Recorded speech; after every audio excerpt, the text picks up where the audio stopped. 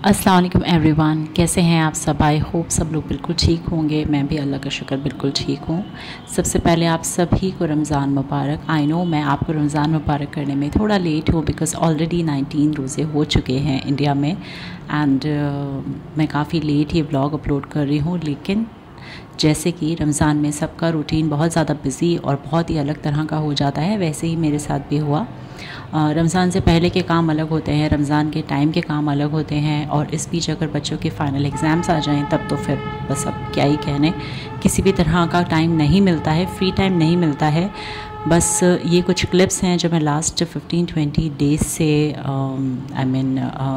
जोड़ रही हूँ। इनफैक्ट ज़्यादा से रमज़ान से पहले से जोड़ रही हूँ एंड इन सब को कलेक्ट करके आज मैं आप लोगों के सामने एक ब्लॉग के तौर पे पेश कर रही हूँ। आई होप आपको ये ब्लॉग पसंद आए। ज़्यादा कुछ है नहीं इस ब्लॉग में शेयर करने के लिए बिकॉज़ मैं कुछ मोटिवेशनल टिप्स नहीं दे रही हूँ एंड कुछ पर्टिकुलर इन्फॉर्मेशन नहीं दे रही हूँ, जस्ट बिकॉज़ बहुत ज़्यादा लंबा गैप हो गया है एंड मुझे एक रूटीन बनाना है वापस अपने वीडियोज़ के लिए, तो मैंने ये ब्लॉग डाला है। आई होप आपको ये पसंद आए।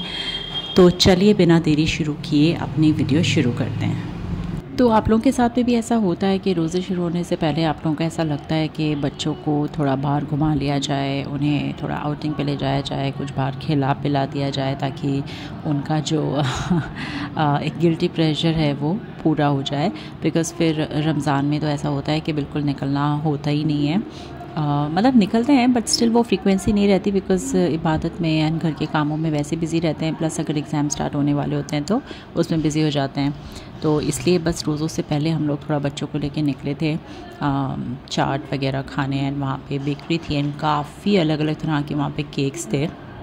It was so good and बच्चों को काफ़ी मज़ा आया, हम लोगों को भी बहुत मज़ा आया बिकॉज़ अब एक पर्टिकुलर रूटीन बन गया है, वो एक फ़िक्स रूटीन है। उसमें ऐसा होता है कि बाहर ना तो निकला जाता है ना ज़्यादा जाने का मन करता है बिकॉज़ अपनी लाइफ में सब इतने बिज़ी हैं, सबका फ़िक्स रूटीन है, पर्टिकुलर वही फ़िक्स्ड काम है। बच्चे अपनी पढ़ाइयों में बिज़ी हैं, हम लोग अपने घर के कामों में बिज़ी हैं, तो निकलने का मन ही नहीं करता है। खैर एनीवेज़, तो वो था एक छोटा सा क्लिप जब हम बच्चों को बाहर लेके गए थे। ज़्यादा मैंने कुछ शूट नहीं किया। कि आपने कभी ऐसा सोचा है कि हम अपनी लाइफ को कितना ग्रांटेड लेते हैं? हम कभी ये नहीं सोचते कि हमारे पास क्या है, क्या चीज़ें हैं, और हम हमेशा दूसरों से अपनी लाइफ को कंपेयर करते हैं कि उसकी लाइफ में ये है मगर हमारे पास ये नहीं है।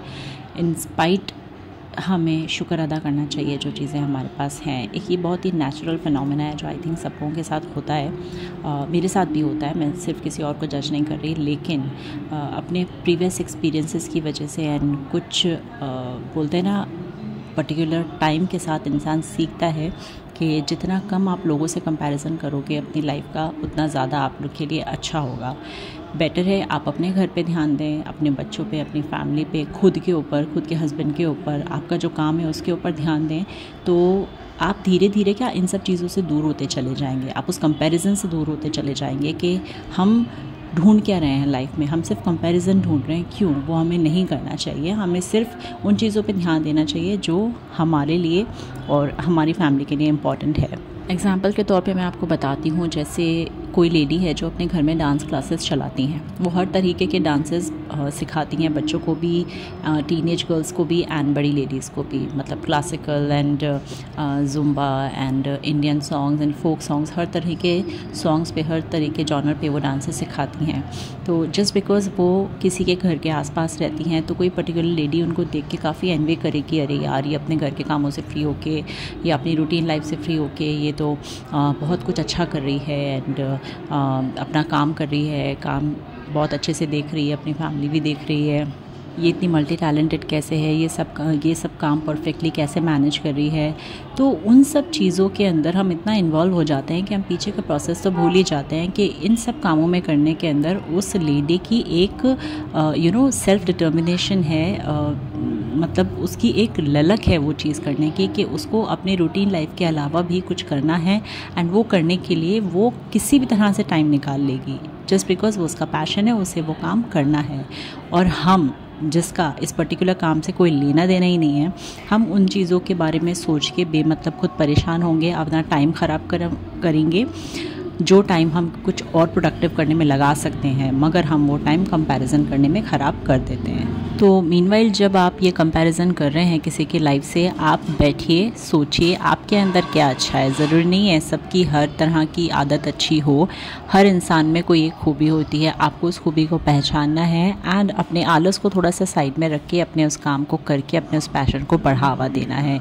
इसी तरह से धीरे धीरे आप कंपैरिजन से दूर होते चले जाएंगे। तो एक बहुत सिंपल सी बात है कि अगर हम कंपैरिजन को छोड़ दें और अपनी लाइफ का पर्पस समझ लें तो हम काफ़ी हद तक अपनी लाइफ को सॉर्ट कर सकते हैं। तो यहाँ पे बस चांद रात थी और हम लोग अपने घर में हर चांद रात पे छोटा सा रमज़ान का डेकोर करते हैं और उसी के लिए मैं सारी तैयारी कर रही थी। साथ में मेरा बेटा भी बैठा था, वो पढ़ रहा था, एग्ज़ाम्स चल रहे थे उसके, रोज़ों से पहले एग्ज़ाम स्टार्ट हो गए थे। तो मैं उसे पढ़ा भी रही थी, डेकोरेशन का काम भी कर रही थी। तो साइमल्टेनियसली सब कुछ साथ में चलता रहता है लाइफ में। मेरे कहने का मतलब ये है कुछ भी चीज़ का पर्टिकुलरली टाइम निकाल के आप उसे नहीं कर सकते, हर चीज़ को साथ में लेके चलना पड़ता है। आई थिंक हाउसवाइफ या किसी भी तरह की जो एक लेडी होती है, चाहे वो वर्किंग है या हाउसवाइफ है, उसकी लाइफ इसी तरह की रोलर कोस्टर होती है। हर काम को उसको साथ में लेके चलना पड़ता है। ये छोटी छोटी चीज़ें होती हैं जो लाइफ में चार्म बना के रखती हैं। अदरवाइज़ अपने घिसे पिटे सेम रूटीन से सभी बोर होते हैं, लेकिन आप किस तरह छोटी छोटी चीज़ों में खुशियाँ ढूंढते हैं वो सबसे ज़्यादा इम्पॉर्टेंट है। तो बस यहाँ पे मैंने यूट्यूब, इंस्टाग्राम एंड पिंटरेस्ट से इंस्पिरेशन लेके कुछ डेकोर करने का सोचा था। यहाँ पे मैं फ्लावर से मून का शेप बना रही हूँ एंड देन उसको फाइनली कट करके टूथपिक की मदद से मैं ये फ्लावर्स उसके ऊपर स्टिक करूँगी। हालांकि जो छोटे फ्लावर्स है इसके ऊपर पीछे प्लास्टिक लगा हुआ था तो मुझे इसको फेविकॉल की मदद से उसके ऊपर स्टिक करना पड़ा। अभी मैं सिर्फ शेप दे रही थी एंड फाइनली देन शेप देने के बाद में मैंने थर्माकोल को कट किया। इतना बिखेरा हुआ था थर्माकोल की वजह से, बट फाइनल रिजल्ट आप देख सकते हैं कितना खूबसूरत लग रहा है। एक्चुअली लग नहीं रहा है कि मैंने इसको किस तरह से लगाया है। एंड हाँ, ये हमारा फाइनल जो रमज़ान डेकोर था। हर साल हम लोग करते हैं, लास्ट ईयर कुछ अलग किया था, इस बार कुछ अलग किया। ये छोटी छोटी सी मतलब मोमेंट्स होते हैं जो आपकी डल लाइफ में थोड़ा सा खुशी भर देते हैं या फिर मूड को चेंज कर देते हैं, कहने का मतलब ये है। और इस छोटे से डेकोर की वजह से हमारे पूरे घर वाले इतने खुश हो गए, इंक्लूडिंग मेरे फादर इन लॉ। वो भी देख के ही वाज लाइक हाँ ठीक है, कुछ अच्छा किया है। छोटी छोटी चीज़ें ना बिल्कुल अलग ही मूड कर देती हैं पूरे घर के अंदर। बच्चे सब इतने खुश हो रहे थे। तो यही चीज़ें हैं, छोटी छोटी खुशियाँ जो हम पूरी रूटीन के अंदर मतलब ग्रास्प कर सकते हैं। यही मैं आप लोगों को बताना चाह रही हूँ। खैर, यहाँ पे था दूसरा रोज़ा, आई थिंक पहला नहीं था, दूसरा रोज़ा, और यहाँ पे मैं कलाम पाक पढ़ रही हूँ। रमज़ान के महीने की वैसे फ़ील बिल्कुल अलग होती है, सहरी से लेके इफ़्तार की प्रिपरेशन तक। मतलब पूरे दिन का जब रोज़ा होता है उसके बाद में, मैं झूठ नहीं बोलूँगी, इफ्तारी के लिए तो बहुत शिद्दत से वेट करते हैं।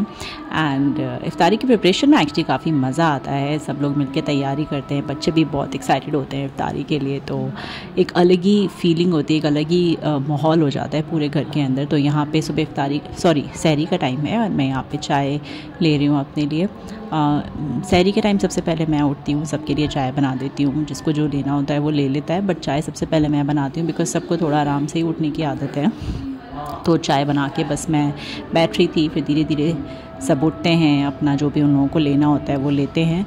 एंड सहरी में मैं ज़्यादा कुछ खाती नहीं हूँ, मुझे सिर्फ चाय और एक पराठा चाहिए होता है। उसके अलावा कभी अगर मन हुआ तो मैं कुछ फ्रूट्स ले लेती हूँ, अदरवाइज़ चाय एंड पराठा इज़ कॉन्स्टेंट, वही मुझे चाहिए होता है। और इतने सालों से मेरी सहरी में सिर्फ यही इंक्लूडेड है। इनफैक्ट सब लोग भी कुछ बहुत ज़्यादा मेजर नहीं लेते, यही होता है, ज़्यादा ही हुआ तो रात की सब्ज़ी या सालन जो बचा होता है वो खाते हैं।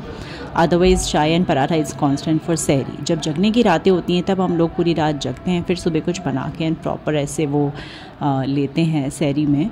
अदरवाइज़ तो पराठा एंड चाय इज़ कॉन्स्टेंट फॉर सहरी। तो बहुत अच्छा लगा आप लोगों से इतने टाइम बाद बात करके। मैं बता नहीं सकती मैं कितना लाइट और हल्का फ़ील कर रही हूँ। शॉपिंग मैंने स्टार्ट कर दी है ईद की, ऑलमोस्ट मेरी शॉपिंग डन हो चुकी है। आई मीन मेरा सूट डन हो चुका है एंड बस एक्सेसरीज़ एंड एक्स्ट्रा चीज़ें लेना बाकी है, जो कि अभी 2 दिन है, 10 दिन है तो हो जाएगा। इंशाल्लाह जल्दी मिलेंगे। मैं कोशिश करूँगी कि अब जल्दी ब्लॉग अपलोड करूँ। मैं आई नो मैं हर ब्लॉग में यही बोलती हूँ, बट वो नहीं हो पाता है, बट स्टिल जितना होता है मैं कोशिश करती हूँ आप लोगों के सामने लाने की। तो जैसा भी था ये ब्लॉग था, काफ़ी दिल की बातें भी मैंने आप लोगों के साथ में शेयर की। आई होप आपको मेरा ये ब्लॉग पसंद आया हो। Don't forget to like, share and subscribe to my channel and मेरे साथ बने रहिए, मेरी वीडियोज़ को ज़्यादा से ज़्यादा शेयर करिए ताकि जल्दी से जल्दी मेरा चैनल ग्रो हो जाए। Thank you so much for watching. Bye bye, अल्लाह हाफिज़।